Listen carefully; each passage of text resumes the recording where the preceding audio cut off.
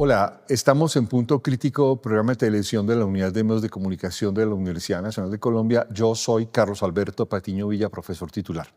Hemos decidido volver en esta emisión a este libro, Volver a ser Elda, un libro que es la biografía íntima de Karina, o alias Karina, dentro de lo que fue la guerrilla de las FARC, coescrito entre Elda Neyis Mosquera y el profesor Gustavo Duncan. Hemos vuelto a este libro porque creemos que es uno de los testimonios más importantes y singulares dentro del conflicto colombiano. Y hoy nos acompaña en esta emisión Elda Neyis Mosquera. Señora Mosquera, muchas gracias por estar con nosotros en Punto Crítico. Muchas gracias a usted, señor Carlos, y gracias a la audiencia que nos puede escuchar. Señora Mosquera, yo quiero arrancar con una pregunta, digamos, referida a su trabajo y a esta coescritura de su biografía, y es qué importancia tiene para usted contar su vida y en especial su vida en la guerrilla dentro de este libro biográfico con la compañía de Gustavo Duncan. Bueno, para mí la importancia es que el mundo y especialmente Colombia conozca mi verdadera historia, que no sea una historia contada desde los medios como se empezó a contar desde la era en que yo era guerrillera. Eh, y también es una forma de reconocimiento a las víctimas. Usted relata muchos hechos, que relata muchas acciones conocidas, desconocidas. Tengo que decir que además personalmente hay en ocasiones asombrosas, a veces incluso, digamos, escabrosas, etcétera. Y le quiero preguntar, ¿usted encuentra diferencias sustanciales entre su relato, el relato de los medios de comunicación e incluso el de los académicos y políticos de diversas corrientes políticas frente a su biografía? Sí, hay diferencia y sobre todo por la forma del contexto y, y- y la forma en que mucha gente me vio y aún me siguen viendo, de que he sido esa persona desalmada, una persona sin sentimientos. Pero yo en el libro trato de demostrar que fui una persona que siempre estuve con sentimientos, que la confrontación, la guerra y las orientaciones y órdenes emanadas por los jefes superiores lo vuelven a uno en algún momento desalmado y cruel, como lo cuento en el libro, pero que en el fondo eh, tenía valores y principios. Hay hechos, y se lo quiero preguntar sin dar muchas vueltas, algunos asesinatos de algunas personas, algunas masacres, que los académicos suelen interpretar de manera muy distinta como usted lo ve en su biografía. ¿Usted cómo lo valora? No, es mi verdad, no sé la interpretación y como le digo, hay diferentes maneras de pensar, diferentes maneras de ver las cosas, pero yo lo cuento y precisamente no he tapado ante la justicia nada de mis hechos ocurridos allá porque es una manera digamos, de indemnización a las víctimas y una manera también de liberar mi alma porque la verdad que cuando uno tiene secretos en el corazón, eso siempre perturba el ser, eso siempre perturba el espíritu y el alma. Elda, hay un hecho que es, digamos, importantísimo y tiene que ver con su manera de ingresar a la guerrilla, la manera en que ingresó mucha gente a la guerrilla en cierto momento, y es que se ingresaba no a la fuerza, sino voluntariamente, quizás porque no habían otras opciones, pero también usted cuenta otro hecho y es que esto sin menoscabo también que hubo muchos reclutados a la fuerza y cosas parecidas, pero también cuenta, por ejemplo, que muchos guerrilleros rasos lo que los mantenía unidos y en la guerrilla era más la solidaridad, la fraternidad dentro de la guerrilla que la ideología misma o que las motivaciones políticas. ¿Cómo entender esta dimensión tan compleja a veces desde afuera? Sí, eso es cierto, y yo lo digo porque yo lo viví, y yo estuve allí donde no solamente mi persona al principio no entendía nada de lo de la ideología, sino que los demás combatientes también. Hay muchas personas que se van para la guerra, se fueron para la organización de las FARC por motivos muy diferentes a la ideología, y otros que se van para la organización porque les gustaba realmente la guerra, que, que es algo que uno dice, en este mundo hay de toda clase de pensamientos y de toda clase de actuares, y eso también está dentro de la organización, o estaba dentro de la organización de las FARC a la que yo pertenecí. Y, y como digo en el libro, a mí no me llevaron obligada, pero me llevaron convencida de que podía en pocos años tener una vida diferente, una vida donde yo pudiera estudiar, porque yo cuento en el libro que quería estudiar y no pude estudiar, no tanto yo, sino que las futuras generaciones, mis hermanos que estaban pequeños, entonces pensaba que la cosa era fácil y que en poco tiempo íbamos a conseguir lo que tanto nos decían. No nos lo prometían, pero sí nos lo decían, que yéndonos para la lucha armada podíamos conseguir lo que hasta ahora el gobierno nos estaba negando. En esa, digamos, dimensión hay un hecho y es, digamos, clave y es cómo evalúa su experiencia de enrolamiento, diría, voluntario con respecto a los que fueron reclutados a la fuerza. Bueno, yo digo voluntario y también lo manifiesto en el libro. Yo digo voluntario porque en el libro, perdón, en el ingreso no me pusieron un revólver ni esas cosas, pero tuve momentos también que yo los cuento en el libro donde yo me aburría, pero que la única alternativa para poder seguir viviendo era seguir allá, y sobre todo porque en la organización de las FARC le decían a uno, después de que entraba al puesto de guardia, era hasta el triunfo, hasta la muerte. Y seguramente hubieron muchas personas que ingresaron obligadas. Yo dentro de las que cuento, por ejemplo, solamente tuve conocimiento de un caso que es el de Omaira, que después de, sin estar en un campamento, sin haber llegado a un puesto de la guerrilla, el comandante que estaba reclutando en esos días, la, después de que ella se montó a ese camión, cuentan las personas que vieron este preciso momento, ella se quería bajar y él no permitió que se bajara. O sea, es un ingreso obligatorio. Y son ingresos que terminan de alguna manera, muchos obligados porque se quieren venir de la guerrilla y no lo permiten. Además porque en el estatuto de las FARC estaba que era una desmoralización insuperable, y toda desmoralización insuperable tenía un Consejo Revolucionario de Guerra, estatutariamente dice eso, y podía salir a suelto o salir fusilados. Pero como también lo cuento en el libro, en su mayoría todos los consejos de guerra que vi y en las cuales participé también en algunos, la gente salía fusilada. Entonces no había derecho a uno a aburrirse ni a nada de esas cosas, y el que se aburriera tenía que tomar la decisión en que se desertaba y posiblemente lo cogieran y lo asesinaran después de su vida, o desmovilizarse o ir, desertarse, porque yo me desmovilicé y muchas personas se desmovilizaron, pero hubieron otras que desertaron. La diferencia entre desmovilizarse es que se entregan a las autoridades, y otros que son desertados, esa era como la diferencia, y que no se entregan a ninguna autoridad, y hoy en día siguen, porque la autoridad no tuvo ningún conocimiento de estos jóvenes que llegaron allí, y ellos siguen hoy como si nada hubiera pasado.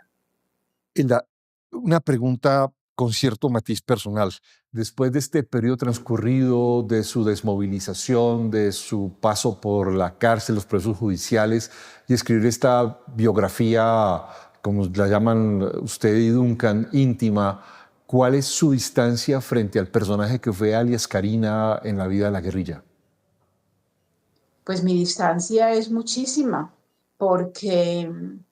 yo en algunas ocasiones he dicho, y creo que lo menciono en el libro, cuando Elda le pregunta a Karina qué tiene que decir de Karina, tiene mucho que decir, pero cuando Karina le pregunta a Elda qué tiene que decir de Elda, no tiene mucho que decir. Entonces es la diferencia y por eso con mi verdadero arrepentimiento, porque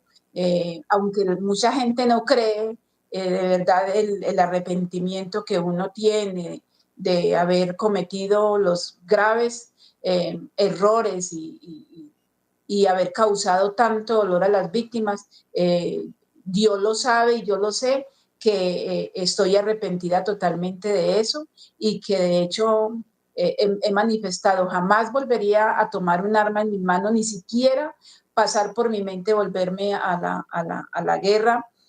porque sé que la guerra no es buena y que lo único que causa es dolor. Entonces, esa dimensión de la vida ya, y yo más bien digo no la vida allá y la vida acá, sino esa dimensión de Karina a Elda es muchísima, es una distancia muy larga en la cual Elda no quiere nunca volver a ser Karina.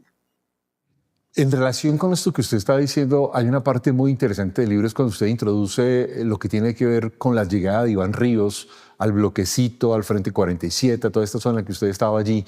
Y hay una parte en la que usted cuenta que Iván Ríos además los ponía a estudiar toda la parte política, los documentos del secretariado de las FARC, etcétera. Y usted llega y expresa y le dice en algún momento, le dice a alias Iván Ríos, le dice, he perdido 20 años de guerra. ¿Usted sigue creyendo que esa expresión es válida hoy?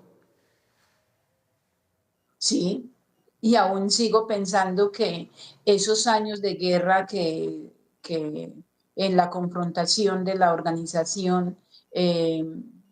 esos 50 y punta de años de la organización fueron perdidos. Para mí fueron 24 años perdidos y hoy puedo seguir que es así porque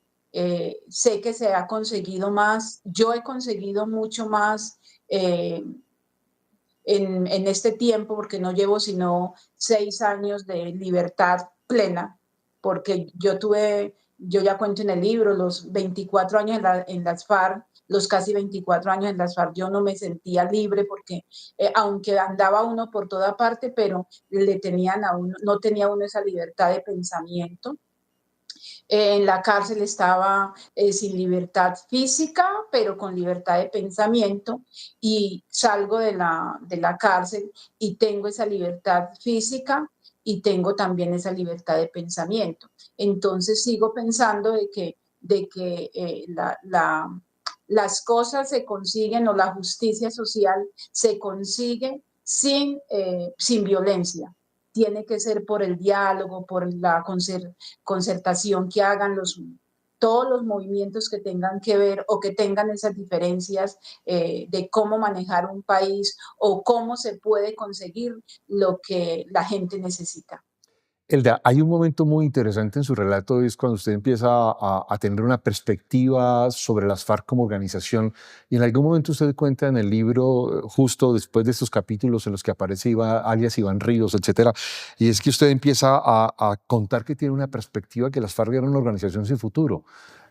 Si usted evalúa sus años de guerra a hoy, ¿usted cree que las FARC militarmente sí tenían como tomarse el poder en serio?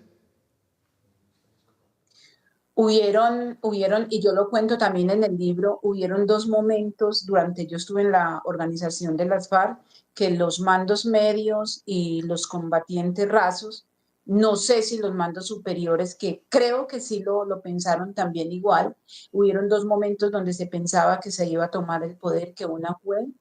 en la época del 80, 84, 88 más o menos, cuando se crearon el movimiento político Unión Patriótica, donde hubo eh, una acogida muy grande por parte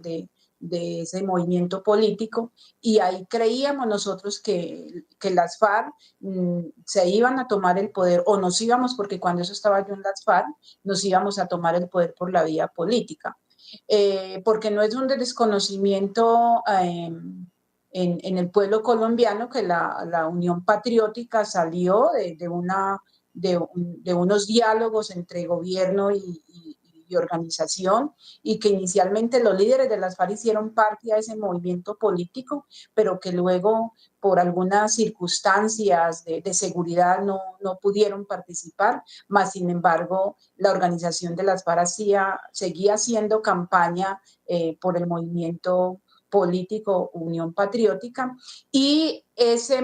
fue en la época de los 80. En la época de los 90, 96, 98, creo que hasta el año 2000, pensamos que nos íbamos a tomar el poder también por la vía de las armas. Y entiendo que cuando las FARC se sentó en el Caguán a dialogar con con el Estado, con el presidente, también era pensando en ya ultimar como esos últimos detalles de cómo organizar la toma del poder. Entonces sí, en ese momento se pensaba, pero hubo un deterioro al interior de la organización, al interior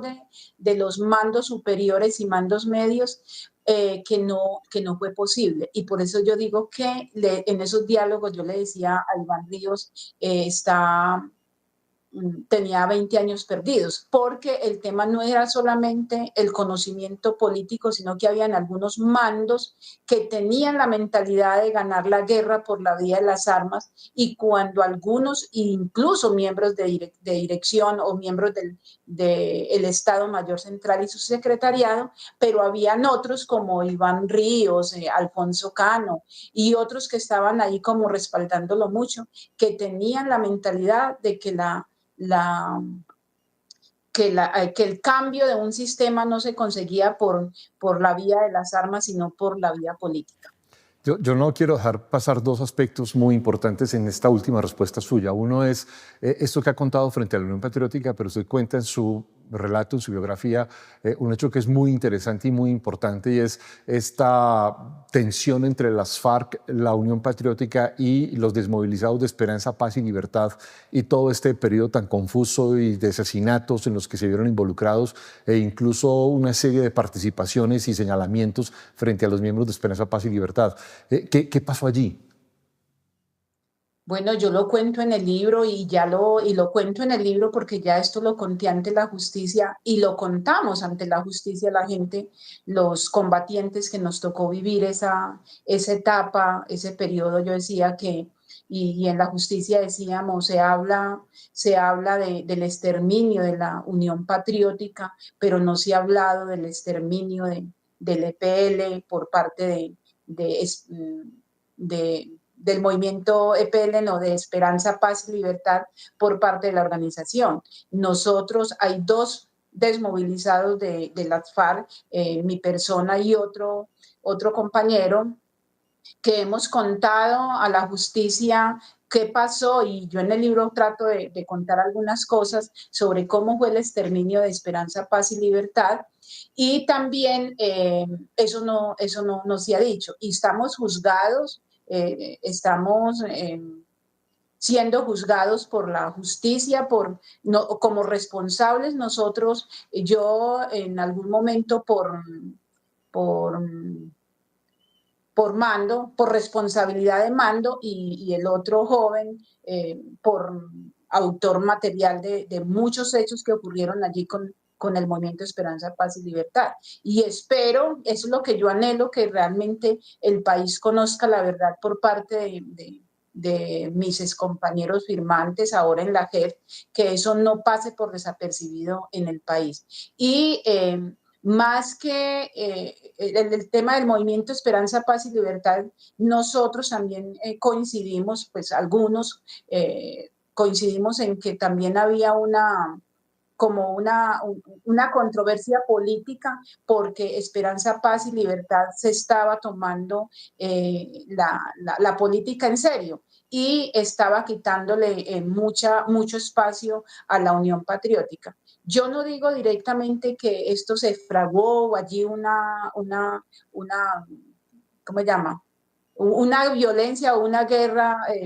contra ese movimiento por parte de perdón, de la Unión Patriótica y el movimiento guerrillero. Lo único que uno, y yo lo cuento en el libro, porque yo no participé en ninguna de las reuniones que hacían estos dirigentes políticos y los dirigentes de la organización o los mandos de la organización. Lo único que uno sabía era que después de cada reunión que se hacía con los dirigentes tanto del Partido Comunista como del movimiento Unión Patriótica, se daba 2, 3 días, salían los comandos rojos que cuento en el libro a asesinar la gente. Pues la persona que era como autora material, ella cuenta ante la justicia, yo por eso no lo cuento en el libro, pero ella cuenta ante la justicia de que habían personas de la Unión Patriótica que dirigían los grupos que iban a hacer estas masacres. Entonces, eso tiene que conocerlo el país y si en mi libro es la primera expresión o la primera pista que se da para eso, pienso que públicamente, porque ya la justicia lo sabe. Elda, después de esta respuesta tan tremenda, yo tengo que preguntarle otra cosa además que es muy importante, y es que usted cuenta en su relato en el momento de desmovilización, incluso en los momentos de una reacción cuando el ejército del Estado va a la ofensiva. Usted empieza a contar un poco que que en realidad la guerrilla desconocía la estructura institucional, la complejidad del Estado. Cuando usted se desmoviliza, el temor que tenía frente a los organismos del Estado, la forma de la desmovilización, pensaba que le iban a torturar, le iban a violar, etcétera, y empieza a mostrar que había una especie de desconocimiento real de la complejidad del Estado. ¿Usted cree que con ese desconocimiento de la complejidad del Estado, la guerrilla tenía la capacidad de tomarse el poder? Lo que pasa es que en ese en el momento en que del año 2000, o sea, incluso cuando estaban en las negociaciones del Caguán, teníamos tal vez ese convencimiento, pero después de que ya se terminaron los diálogos en San Vicente, o sea, en el Caguán, ya sabíamos que no era posible, que las FARC no iba a tener ninguna posibilidad en tomarse el poder. Y de hecho, por eso en el año 2004, que fueron mis conversaciones con Iván Ríos, hablábamos eso y ratificábamos, o sea, él me decía, es doloroso decir eso, que en estos momentos toca empezar como de nuevo a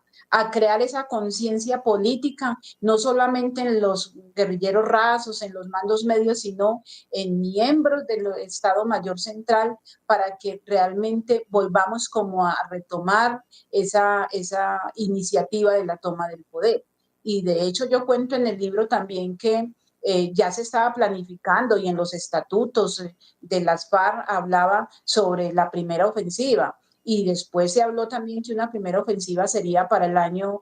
2010, pensando, incluso se hizo, hasta donde tengo conocimiento, si había hecho un plan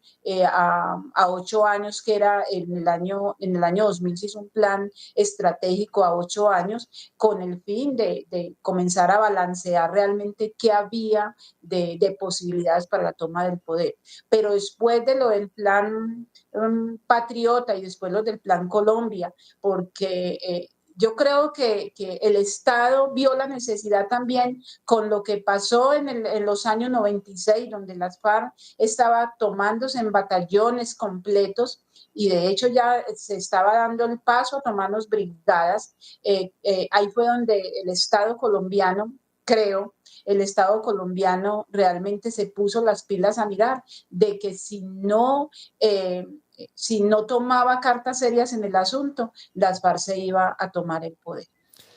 Elda, una consecuencia, digamos, hay una afirmación que usted hace en su libro que es muy importante, y es que dice que en algún momento también vio que era una organización sin futuro. Y esto, la falta de futuro, la presión del Estado, la relación con su hija, esa necesidad de recuperar a su hija, etcétera, la lleva a la desmovilización y todo este asunto. ¿Usted cree que el proceso de paz de alguna manera tiene que ver, al que se lleva finalmente en el gobierno del presidente Juan Manuel Santos, con esa falta de futuro de la organización guerrillera? Estoy convencida que sí. Estoy convencida que sí, porque uno que vivió internamente la situación, uno que tuvo la oportunidad de hablar con un jefe directo del Estado Mayor Central o sea, del secretariado, porque Iván Ríos pertenecía al secretariado y tuvo confianza en contarme a mí muchas cosas.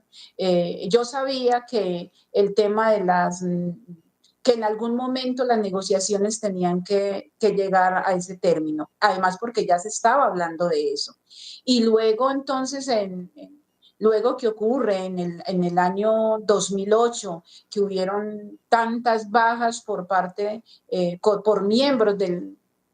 por miembros no, de miembros del secretariado, que fue lo de Raúl Reyes, que fue lo de Iván Ríos, que fue la muerte natural de Manuel Marulanda Vélez. Yo creo que todas esas cosas llevaron a que las FARC se sentara. Además, porque es que yo lo siento así, yo no sé si mis compañeros firmantes piensen otra cosa, por eso yo digo que la verdad mía no es la misma verdad de ellos, pero yo lo sentí así. Y yo siento que el tema de la desmovilización, y eso lo estábamos analizando desde el año 2005, 2004 en adelante, que habían muchas deserciones, incluso habían momentos donde los comandantes nos preguntábamos por qué está sucediendo ese fenómeno a nivel de la organización. Y yo siento que esa es de desmovilizaciones y especialmente después del 2005, que se le abrió la puerta a los con el acuerdo, con la ley 975, que era para las autodefensas, pero que luego se le abrió la puerta también a los grupos guerrilleros, y esa presión que había por parte de las fuerzas militares, pero también había esa posibilidad de movilización. Entonces, las FARC, los dirigentes de FARC pensaron en que de verdad se iban a quedar solos. Hay un aspecto Y antes de perdón, pasar a la última, y perdón. agrego, perdón, y agrego esto, Carlos, y le digo que yo en una entrevista nos cogió la noche, decía, por esto me van a juzgar y me van a condenar, porque hay muchos que no tienen esa apreciación, pero yo que viví como en los zapatos de los mandos medios y de los guerrilleros rasos, que me identificaba mucho con ellos, y hablábamos de muchas cosas buenas y malas, alegres, tristes, que hablábamos en el interior. Sabíamos que realmente las condiciones del momento, después de haber recibido el expresidente Álvaro Uribe Vélez, fue donde las FARC más tuvo pérdidas, más novedades tuvo, y donde las FARC más se incomodó para estar, digamos, viva. Entonces, yo digo, nos puso entre la espada y la pared, y sobre todo, yo esto no se lo digo solamente que fue por cosa del expresidente, ya el Plan Colombia ya venía en ejecución, y eso fue, pero el expresidente lo puso en práctica, y bueno, eso fue lo que realmente también ayudó a desquebrajar mucho la organización de las FARC internamente. Elda, con base en este contexto hay una pregunta que yo no quiero dejar pasar perdida y es que es muy importante, es su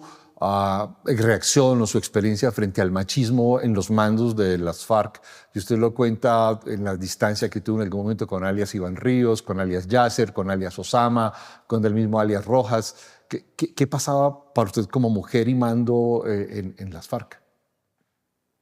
Bueno, el machismo no también tocaba la organización de las FARC, y también lo tocan los grupos armados, y aún más, porque a veces creen que las mujeres no tienen esa capacidad de mandar. Nosotros sabemos, como mujeres, sabemos que físicamente no tenemos esa capacidad. Y hablando un poquito lo del tema espiritual, sabemos que Dios nos formó hombre y mujer, y que la mujer tiene debilidades físicamente más que los hombres, pero tal vez en inteligencia y en conocimiento asimila mucho a los hombres. Entonces yo creo que eso fue lo que pasó también al interior de la organización de las FARC, que subestimaban mucho esa capacidad de las mujeres y no solamente yo fui mando en las FARC, lo que pasa es que tal vez fue la mujer que militarmente me, ¿cómo se llama? Me ascendían más o era más mencionada por las mismas exigencias de mis jefes y que tenía, siempre me sentía que debía responder a, a ese mandato que ellos me daban a mí para poder seguir ahí como comandante. Yo digo que mi papá me marcó con esa frase de ser buena guerrillera y siempre pensaba que si era para ser buena guerrillera tenía que ser buena comandante, así lo iba a hacer y trataba de asumir las cosas con responsabilidad. Pero sí hubo mucha discriminación de algunos jefes por parte hacia mí. Y cosas que yo también cuento en el libro. Yo cuando me sentí incómoda por muchas cosas, yo le mandé un correo personal a Iván Márquez. Iván Márquez no me respondió nada y después tuve más, digamos que más agresiones verbales por parte de Osama frente a cada que nos reuníamos. Entonces, esto no, el tema de los movimientos guerrilleros y de la participación de la mujer en la organización de las FARC, no demuestra una vez más que los hombres tienen mucho machismo. No todos, pero sí hay una gran mayoría que todavía sufren de ese machismo. Yo no comparto, y lo digo con todo respeto, por ejemplo, el tema de las feministas, porque a veces dicen que somos capaces pues, de enfrentar y hacer lo que los hombres no hacen. No, no, Dios nos puso en la medida en que las mujeres seamos capaces de hacer cosas, pero no igualarnos tampoco al género masculino. Elda, esta es mi última pregunta y con esto cerramos agradeciéndole mucho su entrevista. Teniendo todo el marco de su biografía, su experiencia en la guerrilla, lo que nos ha contado en esta entrevista, ¿usted cómo ve la persistencia de la violencia en Colombia y además las justificaciones que todavía persisten para seguir recurriendo a la violencia? Uno quisiera que esto no estuviera ocurriendo, pero cuando de pronto hay corazones todavía armados eh, que, no, que no tienden a desarmar su mente, su corazón, esto va a ser muy difícil. Y lo otro es que pienso que con todas las desmovilizaciones anteriores que han ocurrido, los procesos de paz que han ocurrido anteriormente,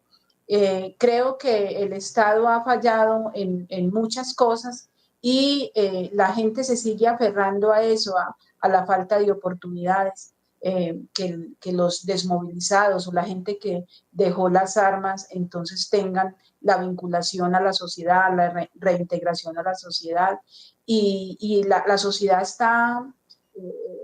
muy difícil para decir que va a perdonarnos y que ese es un trabajo que nos toca hacer entre todos, buscar de que no digamos que nos perdonemos, digo yo perdonemos porque a mí también, yo también he sido víctima y lo cuento en el libro, pero yo sí logré perdonar.